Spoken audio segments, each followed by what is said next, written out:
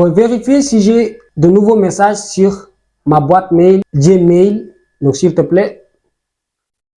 Et là, je vais vous laisser aller voir sur ma boîte mail Gmail, est-ce que j'ai de nouveaux messages ou pas. Donc, si c'est le cas, donc il va tous me les donner. Et si c'est pas le cas aussi, donc il va me dire, bon, monsieur Alassane, vous n'avez pas de nouveaux messages sur vos boîtes mail Gmail. Donc, parfait. Là, il dit, voici un résumé des nouveaux emails dans vos boîtes mail Gmail personnelles. Il a dit Team Pinecone, voilà, Automatization AI, School gratuite, Aurélien de Systemio, Alassane Amadou Diallo, ça c'est mon autre email, Alassane, ça c'est aussi mon autre email. Donc parfait, il m'a donné mes mes 5 nouveaux messages, voilà. Et là, donc je vais lui demander une autre tâche qui est de partir dans ma boîte mail professionnelle. Donc, cette fois-ci, donc il va vérifier ma boîte mail professionnelle. Là, je vais lui dire comme ça. Donc il faut vérifier est-ce que j'ai eu donc un nouveau message sur ma boîte mail, professionnelle. Parfait. Et là, donc je vais lui laisser aussi de partir, de checker sur ma boîte mail professionnelle, de voir est-ce que si donc, il y a donc, un nouveau message, et donc est-ce que s'il y a donc un document à télécharger, donc un fichier, etc. Donc il va tout me rapporter. Et par exemple, voilà.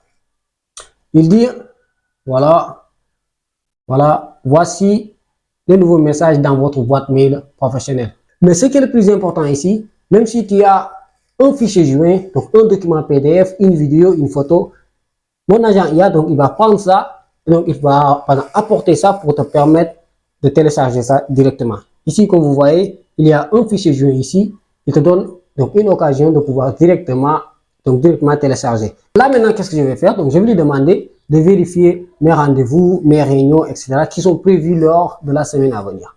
Voilà. Alors, s'il te plaît, donc il faut me donner tous les réunions ou les rendez-vous qui sont prévus dans la semaine prochaine. Et là, je vais envoyer la requête et donc il va partir. Il semble que votre message il soit incomplet, etc. Ouais, c'est parce que je bégaye, j'ai fait voilà. Et lui, donc, il ne comprend pas. Donc, il va dire mon message, il est incomplet. Et là, cette fois-ci, là, je ne vais pas bégayer du tout. Donc, je vais parler correctement.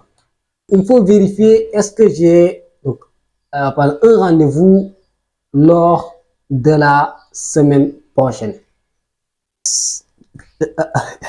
Voilà. Et là, il dit que j'ai 2 rendez-vous d'accompagnement avec Emmanuel le 14 mai et le 15 mai. Et là, donc maintenant, donc si on part ici, au niveau de mon calendrier, voilà, je vais faire Google Calendar. Et là, donc, on verra que j'ai ici 2 rendez-vous, aujourd'hui le 14 et pour demain le 15. Voilà. Et, oups. Et là, maintenant, qu'est-ce que je lui ai demandé? Donc, il faut annuler tous mes rendez-vous. Là, je vais dire comme ça. Voilà, donc, il faut annuler tous mes rendez-vous pour la semaine prochaine. Voilà. Et là, donc, je vais lui laisser partir. Donc, sur mon calendrier, et donc, il va supprimer tous mes rendez-vous. Il a dit tous vos rendez-vous pour la semaine prochaine ont été annulés avec succès. Et là, si je pars ici, il n'y a plus rien du tout. On voit aucun rendez-vous. Ok, parfait. Et là, maintenant, donc, je vais lui demander de me faire, voilà, quelque chose d'autre. J'ai envie de voyager, donc, pour la semaine prochaine. Et là, je vais demander à mon agent IA de me chercher des billets d'avion. Donc, il va me chercher donc 4 options de billets d'avion entre Dakar et Paris pour la semaine prochaine, entre le 25 mai et le 26 mai. Donc, je pense que je vais donner un peu des détails qui sont confus, mais j'espère qu'il va partir sur le net et qu'il va me trouver des options de billets d'avion. Donc, je ne sais pas, est-ce que je l'ai donné? Voilà, donc heureusement, il l'a fait. On a ici, donc Air France, le 25 mai, donc après je le fais. On a aussi le Bruxelles Airlines, donc on a Turkish Airlines, on a aussi Iberia. Donc, il m'a donné 4 options de billets d'avion. Et si je voulais acheter ces billets d'avion-là, je vais prendre tout simplement ces références-là et je vais coller ça au niveau de mon navigateur pour acheter directement le billet d'avion en question. Et dans cette vidéo, donc, là, je vais vous montrer étape par étape voilà, comment j'ai fait pour créer un tel agent IA qui va faire, par exemple, une assistance de malade pour toutes vos tâches, pour votre Gmail, votre calendrier et des recherches sur le net, etc., etc. Mais avant de commencer, si tu es intéressé par l'IA, j'ai un groupe Telegram qui est gratuit que tu peux rejoindre en cliquant sur le lien qui se trouve en dessous de la description. Et si tu as un business aussi et que tu cherches une solution, il y a un lien Calendly, allez par vite, tu réserves et on va discuter de ton projet. Et donc, je crois que par exemple, au niveau de cette étape-là, là, je dirais comme au niveau de la vidéo passée, ici, donc on ne va pas perdre du temps car j'ai déjà fait une vidéo qui vous montre comment créer un agent IA en utilisant Telegram. Et je la mettrai là, donc à droite ici. Voilà. Et là, ce que nous allons faire, donc on va perdre du temps plus ici, là. Et là, donc, en premier lieu, donc, je vais cliquer par exemple, au niveau de mon agent IA. Et là, donc, on va voir le prompt système. Et là, je vais dire que tu es un agent IA expert en assistance personnelle et gestion d'email. Tu gères deux boîtes email distinctes, une Gmail et une boîte professionnelle. Et après, je vais expliquer les outils qui sont à sa disposition. Un outil, par exemple, MCP Client pour gérer la boîte mail Gmail et aussi mon calendrier. Par exemple, un outil que j'ai appelé donc email professionnel pour gérer ma boîte email professionnelle et aussi un outil Surf API pour trouver des billets d'avion, pour utiliser Google API, pour faire des recherches sur Internet. Voilà. Et tout ce système pompe là, je mettrai ça gratuitement sur mon groupe Telegram. Ok.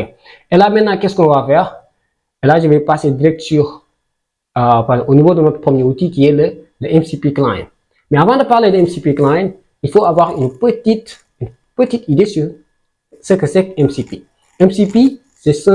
Là, pour vous expliquer clairement, donc on ne va pas trop rentrer dans les détails de MCP. Et donc, Inch'Allah, je ferai une autre vidéo spécialement sur les MCP. Mais pour avoir une petite idée, c'est un modèle de langage utilisé pour permettre à tous les agents IA de communiquer beaucoup plus facilement avec tous les outils, entre Gmail, Telegram et notre agent IA pour cet exemple-là. Voilà. Et là, je vais vous montrer tout d'abord comment est-ce que je l'ai fait. Donc, on va partir ici.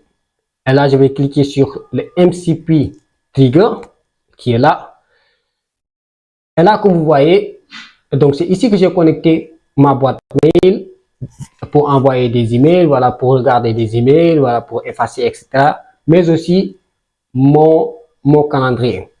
Et là, pour connecter ça, donc en premier lieu, donc il faut avoir un MCP client. Et dans ce cas-là, donc on peut utiliser soit, on peut utiliser Claude, ou bien Cursor, ou bien Windsurf. Mais dans notre cas ici, j'ai utilisé Claude. Là, je vais vous montrer comment est-ce que j'ai fait. Donc en premier lieu, donc il faut que tu télécharges tout d'abord Claude sur ton PC comme ici. Voilà. Voilà, Claude, il est là. Et en deuxième lieu, ce que tu vas faire, et là, tu vas prendre ici. Donc, si tu ouvres sur Doc, donc on va te montrer donc, un fichier JSON que tu vas copier ici. Et là, tu vas revenir au niveau de Claude. Et là, tu vas faire comme ça.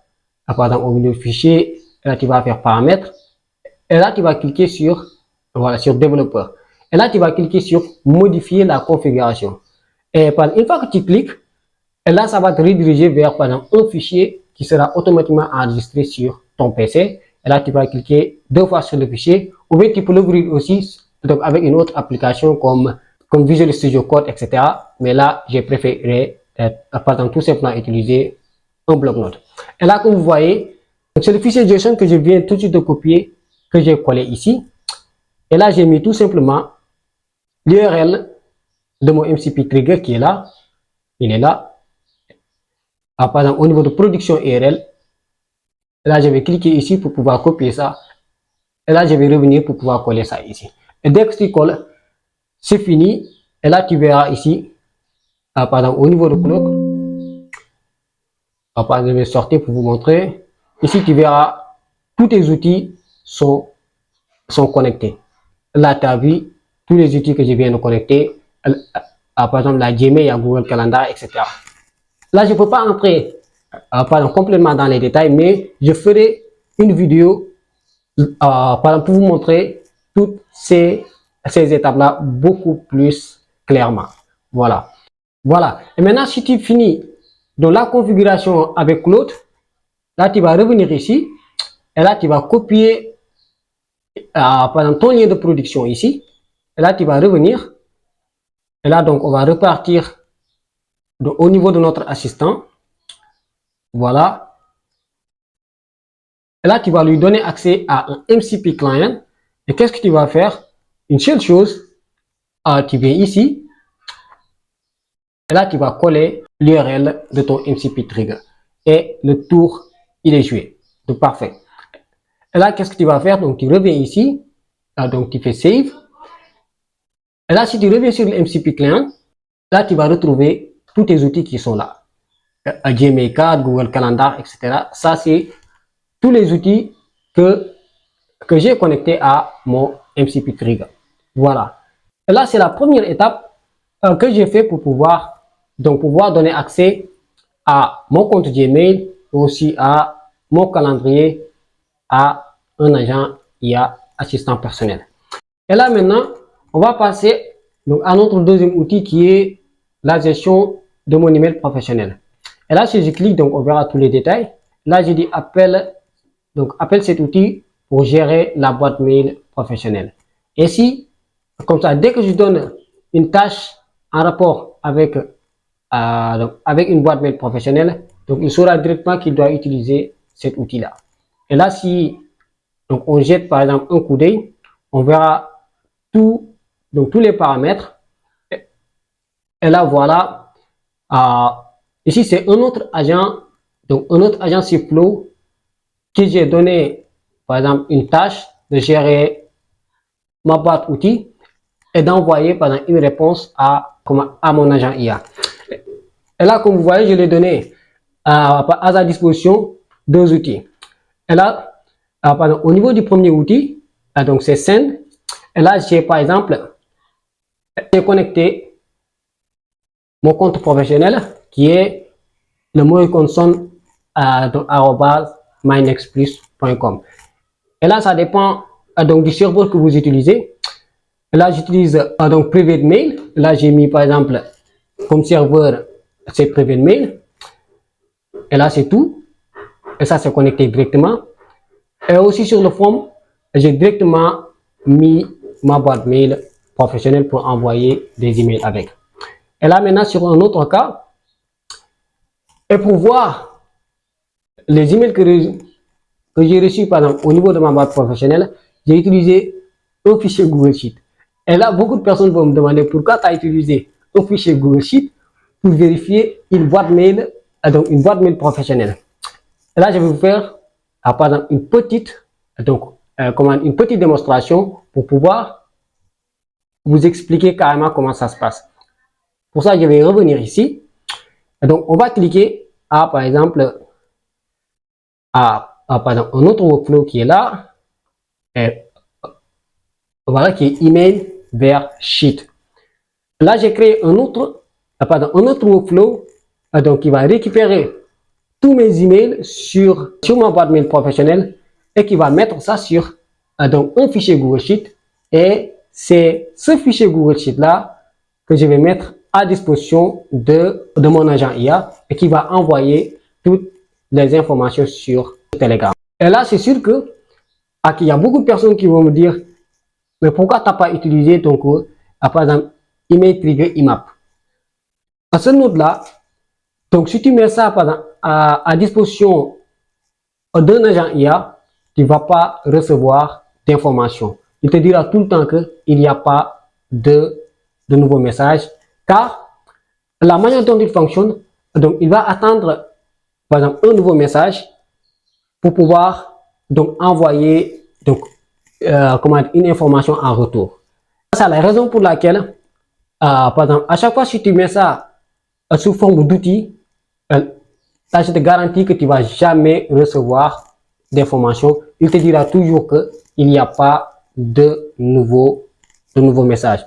Et pour pallier à ce problème, là j'ai utilisé par exemple un système ici. Et là je vais récupérer ici par exemple tous mes nouveaux mails au niveau de ma boîte mail professionnelle. Et là je vais les mettre par exemple, au niveau de ce fichier Google Sheet là.